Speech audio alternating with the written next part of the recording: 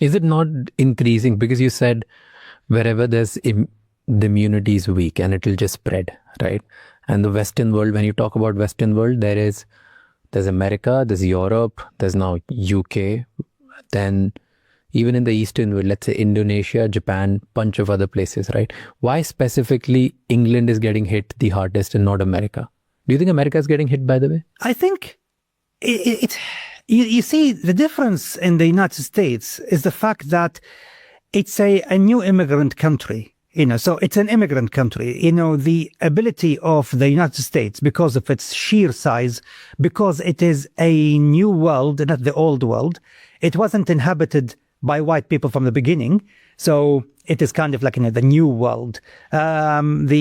Most of the native population died long time ago because of disease, that were brought by the Europeans, and the rest basically were either slaughtered or driven out of their lands. And so really it is a virgin territory to some extent. So successive waves of immigration happened, and so now we have the Germans, the Swedes, and then after that came the Irish, and then after that came the Italians, and every wave of immigrants face resistance. It is very interesting to see that Muslims who live in the rest of the United States, with the exception of few, I would say, cluster points, New York in particular, Dallas, and Dearborn, Michigan. These three locations, the Muslim community is clustered.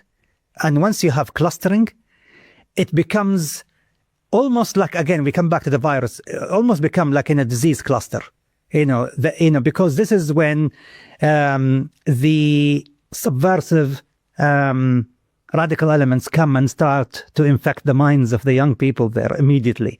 And you see vulnerability. But the rest of the United States doesn't experience that. And the reason is because it's just a huge country, difficult for people to cluster.